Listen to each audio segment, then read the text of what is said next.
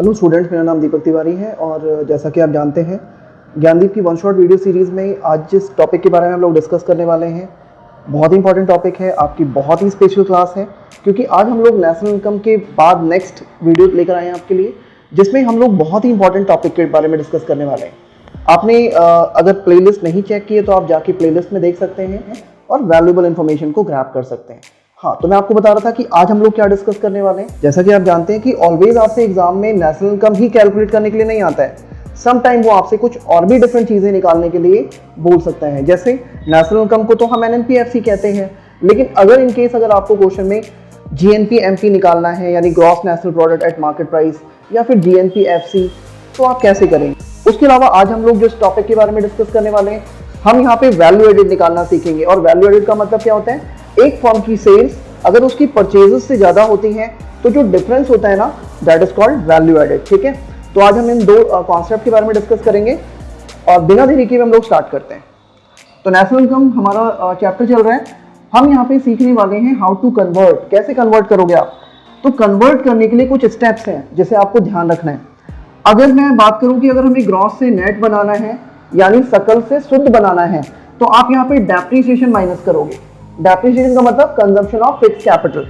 और इनकेस अगर आपको नेट से ग्रॉस बनाना है तो आप उसका अपोजिट करोगे, यानी आपको डेप्रिसिएशन प्लस करना होगा। ओके, ऐसे ही सेम समटाइम आपको एमपी से एफसी बनाना होता है। एमपी का मतलब मार्केट प्राइस, और उसके बाद आपको क्या कन्वर्ट करना है, फैक्टर कॉस्ट में, यानी आप कह सकते हो कि बाजार कीमत से कारक लागत बनाना है। तो उसके लिए क्या करोगे आप, एनआईटी यानी कि नेट इनडायरेक्ट टैक्स आपको माइनस करना होगा। और इन केस अगर हमें एफसी से एमपी पे जाना है, फैक्टर कॉस्ट से मार्केट प्राइस बनाना है, तो हम क्या करेंगे, एनआईटी को यानी नेट इनडायरेक्ट टैक्स को प्लस करेंगे। ओके, सेम एज अगर हमें डोमेस्टिक से नेशनल बनाना है, इसका मतलब आपको घरेलू आय से राष्ट्रीय आय बनाना है, तो आप क्या करोगे, एनएफआईए प्लस यानी net factor income from abroad आपको प्लस करना होगा। लेकिन अगर आप नेशनल से डोमेस्टिक बनाना चाहते हैं तो आप इसका अपोजिट करेंगे, यानी आपको एनएफआईए माइनस करना होगा।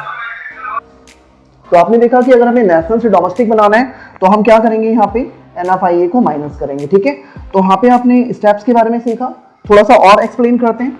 सपोज अगर हमें जीडीपी एमपी कैलकुलेट करना है तो value of output minus consumption of intermediate product. ठीक है, तो यानी अगर हम वैल्यू ऑफ आउटपुट में से कंजम्पशन ऑफ इंटरमीडिएट प्रोडक्ट को माइनस करते हैं तो यहाँ पे हमारा जीडीपी एमपी आता है। ओके, ऐसे ही सेम अगर हमें एनडीपी एमपी बनाना है यानी ग्रॉस से क्या बनाना है, नेट, तो ये जो जीडीपी एमपी है आपने सीखा था, ग्रॉस से नेट बनाने के लिए हम क्या करते हैं, डेप्रिसिएशन माइनस। तो आप कह सकते हो कि ग्रॉस से नेट पे जाना है तो जीडीपी एमपी में से डेप्रिसिएशन माइनस करोगे। लेकिन अगर आपको एनडीपी एमपी से जीडीपी एमपी जाना है तो आप इसे क्या करोगे, प्लस करोगे। सेम एज इस बार हमें एनडीपी एमपी से क्या बनाना है, एनडीपी एफसी, तो आपने एमपी से क्या बनाना है, एफसी। तो आप ये जो एनडीपी एमपी है इसमें आप क्या करोगे, एनआईटी माइनस, क्योंकि आपने सीखा था एमपी से एफसी बनाने के लिए क्या करते हैं, एनआईटी माइनस करते हैं। तो आप यहाँ पे एनडीपी एमपी में से एनआईटी माइनस करोगे, देन आपका एनडीपी एफसी आ जाएगा। ओके, और एनडीपी एफसी को हम क्या कहते हैं, डोमेस्टिक इनकम यानी शुद्ध घरेलू आय। ओके, और अगर आपको एनडीपी एफसी से एनएनपी एफसी बनाना है यानी आप डोमेस्टिक से नेशनल बनाने वाले हैं, तो डोमेस्टिक से नेशनल बनाने के लिए एनएफआईए प्लस, तो आप यहाँ पे एनएफआईए यानी विदेशों से प्राप्त शुद्ध आय प्लस कर सकते हैं। ठीक है, तो आपने यहाँ पे स्टेप्स के बारे में सीखा। ध्यान रखिएगा, आप इंग्लिश मीडियम के स्टूडेंट हैं या फिर हिंदी मीडियम के स्टूडेंट हैं, दोनों के लिए बराबर वैल्यूएबल है, दोनों को प्रॉब्लम नहीं आने वाली है, आप इसे ध्यान से समझिएगा। ठीक है, तो आपने देखा यहाँ पे स्टेप्स कैसे कन्वर्ट करें। अभी हम लोग जो नेक्स्ट टॉपिक के बारे में बात कर रहे हैं वो भी बहुत इंपॉर्टेंट है, शॉर्ट क्वेश्चन आ सकता है, ध्यान रखिएगा। अगर हमें वैल्यू एडेड कैलकुलेट करना है किसी भी फर्म का, वैल्यू एडेड का मतलब मैं आपको ऑलरेडी बता चुका हूं, अगर फर्म की सेल्स उनकी परचेजेस से ज्यादा होती है तो ये आपका वैल्यू एडेड कहलाता है। ओके, तो यहाँ पे स्टेप्स देखते हैं। सबसे पहले हमें सेल गिवन होगा, हम उसे प्लस करेंगे, उसमें आपको प्लस करना है चेंज इन स्टॉक। अगर चेंज इन स्टॉक नहीं दिया है तो आपको पता ही है, closing stock minus opening stock करके हम कैलकुलेट करते हैं। देन आप यहाँ पे प्लस करोगे सब्सिडीज, और प्लस करने के बाद आप इन्हें टोटल करके दिखाएंगे। माइनस करना है इसमें कंजम्पशन ऑफ इंटरमीडिएट प्रोडक्ट या फिर परचेज ऑफ इंटरमीडिएट प्रोडक्ट। ठीक है, तो आप इसे माइनस करोगे। इनकेस अगर ये नहीं दिया है तो आप इसके प्लेस पे क्या ले लोगे, purchase of raw material, purchase of machinery, और माइनस करने के बाद यानी इस वैल्यू में से ये हम सेपरेट करने के बाद निकालेंगे क्या, जीवीए एमपी, यानी इसको सेपरेट करने के बाद क्या आएगा, GVAMP, gross value added at market price. यानी आप कह सकते हो कि बाजार कीमत पर सकल मूल्य वृद्धि। ओके, ध्यान रखिएगा।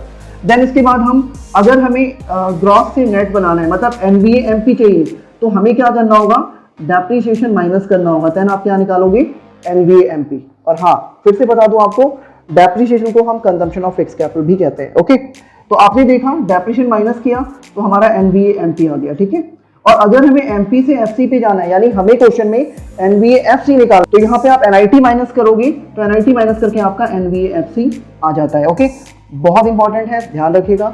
और एक बात मैं आपको और क्लियर कर दूं, सम टाइम ऐसा भी होता है कि हमें एनवीए एफसी ऑलरेडी गिवन होगा और हमें सेल्स कैलकुलेट करनी होगी, तो जो स्टेप्स आप फॉलो कर रहे हैं उसका अपोजिट आपको करना होगा। इसका मतलब अगर आपको एनवीए एफसी दिया है और हमें सेल्स पे जाना है, तो हम क्या करेंगे, एनवीए एफसी में एनआईटी माइनस करते थे वो प्लस कर लेंगे, डेप्रीशिएशन माइनस करते थे वो प्लस कर लेंगे, purchase of intermediate product minus करते थे वो आप यहाँ पे ऐड कर लोगे, सब्सिडी माइनस कर लोगे, चेंज इन स्टॉक माइनस कर लोगे। यानी नीचे से ऊपर जाना है तो जो चीजें आपने प्लस की थी वो माइनस, जो माइनस किया था उसे क्या करोगे, प्लस, और देन आप यहाँ पे सेल्स कैलकुलेट कर लेते हो। आ सकता है ये क्वेश्चन, बहुत इंपॉर्टेंट है, ध्यान रखिएगा। नेक्स्ट हम बात करते हैं वैल्यू एडेड निकालने का एक और डिफरेंट तरीका। अगर आपको ऐसी इंफॉर्मेशन दी है तब तो आप ये तरीका अप्लाई करेंगे, अदरवाइज अगर आपको ऐसी इंफॉर्मेशन है तो आप इस तरह से करेंगे। जैसे सपोज हमें total sale by firm X दिया हुआ है, तो आप इसे सबसे ऊपर दिखाओगे, इसमें प्लस करोगे आप change in stock, change in stock आपको प्लस करना है, माइनस करेंगे आप यहाँ पे purchase by firm x from other firms. ध्यान रखिएगा, फर्म एक्स किसी अदर फर्म से परचेज कर रही है तो उसे आप माइनस करोगे। Purchase by firm x from house hold, अगर हमारी फर्म एक्स हाउस होल्ड से यानी परिवारों से कुछ खरीदती है तो उसे भी आप क्या करोगे, माइनस। फिर आप माइनस करेंगे purchase by firm x from government, अगर हमारी फर्म एक्स गवर्नमेंट से परचेज करती है तो भी minus. Purchase by firm x from rest of the world, अगर अब्रॉड से कुछ खरीदा है तो वो भी minus. Import bye firm x, ये भी फॉरेन से किया जाता है तो ये भी माइनस। और इतना करने के बाद आप यहाँ पे कैलकुलेट करते हैं net value added by firm X. ठीक है, ध्यान रखिएगा, मैं आपको कुछ बातें यहाँ पे बताने वाला हूँ। अगर आपको फर्म एक्स की टोटल सेल दी हुई है तो आप फर्म एक्स के द्वारा अदर डिफरेंट सेल्स नहीं लोगे। क्यों? क्योंकि टोटल सेल्स में ऑलरेडी वो सारी सेल्स इंक्लूड है। जैसे अगर एक्सपोर्ट बाय फर्म एक्स दिया है तो नहीं लोगे, sold by firm X to firm Y ये भी नहीं लेंगे। क्यों? क्योंकि वो सारी की सारी सेल्स ऑलरेडी टोटल सेल्स में इंक्लूडेड है। लेकिन किन कंडीशन में हम लेंगे ये भी आपको जानना चाहिए। अगर आपको total sale by firm X के बदले domestic sales by firm X दिया है तो ध्यान रखिएगा, एक्स के थ्रू और भी जो डिफरेंट सेल्स हैं वो आपको लेनी होंगी। जैसे फर्म एक्स ने अगर फर्म वाई को बेचा तो भी लोगे, फर्म एक्स ने अगर एक्सपोर्ट किया तो भी लेंगे। तो आपको ध्यान रखना है। आज हमने बहुत इंपॉर्टेंट कॉन्सेप्ट्स को डिस्कस किया।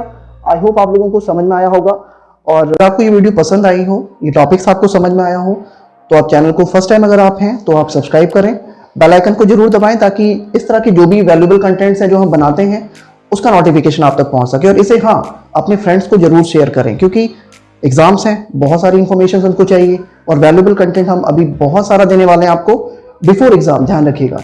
तो आप इसे ग्रैब करें। आज के लिए इतना ही, थैंक यू वेरी मच।